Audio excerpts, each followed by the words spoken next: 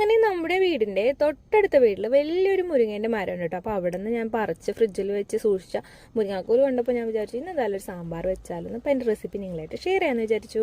അങ്ങനെ ഞാൻ നമ്മുടെ പരിപ്പ് സെപ്പറേറ്റ് ആട്ടോ വേവിച്ചെടുത്തത്. അതിനുശേഷം വെജിറ്റബിൾസിലേക്ക് സവോള, പച്ചമുളക്, വെളുത്തുള്ളി ഇവയൊക്കെ ഇട്ടാട്ടോ വേവിച്ചത്. നമ്മുടെ തക്കാളിയും വഴുതനയും ഞാൻ സെപ്പറേറ്റ് വെളിച്ചെണ്ണയിൽ വഴറ്റിയെടുക്കുകയാണ് ചെയ്തത്. പിന്നെ പുളി സോക്ക് ചെയ്ത് വെച്ചിട്ടുണ്ടായിരുന്നു. അതിനുശേഷം ചട്ടി വെച്ചു, വെളിച്ചെണ്ണ ഒഴിച്ചു, കടുകിട്ട് പൊട്ടിയതിന് ശേഷം നമ്മുടെ കുഞ്ഞുള്ളി, കറിവേപ്പില, വറ്റൽമുളക് ഇട്ട് നന്നായിട്ട് വഴറ്റി ഒരു ഗോൾഡൻ ബ്രൗൺ കളർ ആകുന്നവരെ ഒന്ന് വെയിറ്റ് ആക്കാം.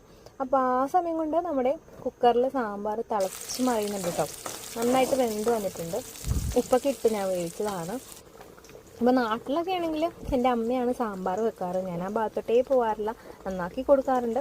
പക്ഷേ എൻ്റെ അമ്മ വെക്കുന്ന സാമ്പാർ എനിക്ക് ഭയങ്കര ഇഷ്ടമാണ് കേട്ടോ. ഓക്കെ, അപ്പോൾ നമുക്ക് തിരിച്ച് റെസിപ്പിയിലേക്ക് വരാം. അങ്ങനെ അതിലേക്ക് മല്ലിപ്പൊടി ഇട്ടു, മുളക് പൊടി ഇട്ടു, മഞ്ഞൾപ്പൊടി ഇട്ടു. ഇതൊക്കെ ഇട്ട് നന്നായിട്ട് അതിൻ്റെ പച്ചമണം മാറുന്ന വരെ ഒന്ന് വെയിറ്റ് ആക്കാം. അപ്പോൾ നല്ലൊരു സ്മെല്ല് വന്ന സമയത്ത് നമ്മൾ ഓഫ് ചെയ്തു. പിന്നെ നമ്മുടെ മെയിൻ ഇൻഗ്രീഡിയൻ്റായ മല്ലിയില, ഇതെനിക്ക് ഭയങ്കര ഇഷ്ടമാണ്. ഇതിൻ്റെ ഒരു ഫ്ലേവർ അടിപൊളിയാണ്. സാമ്പാറിൽ മസ്റ്റായിട്ട് ഇടേണ്ട ഒരു സാധനമാണ്. അപ്പോൾ ഇതൊക്കെ ആഡ് ചെയ്തതിന് ശേഷം നമ്മുടെ സാമ്പാർ നല്ല അടിപൊളിയായിട്ട് കുറുകി വന്നിട്ടോ. പുളിവെള്ളം ആഡ് ചെയ്തായിരുന്നു, ഉപ്പിട്ടായിരുന്നു, എല്ലാ സംഭവങ്ങളും ഇട്ടായിരുന്നു. അങ്ങനെ സാമ്പാർ ഓൾമോസ്റ്റ് റെഡി ആയിട്ടുണ്ട്. അപ്പോൾ ഇത് ഉണ്ടാക്കി കഴിഞ്ഞപ്പോഴാണ് എനിക്ക് മനസ്സിലായത് ഞാനും നല്ല അടിപൊളിയായിട്ട് സാമ്പാർ വെക്കുമെന്ന്. ഓക്കെ.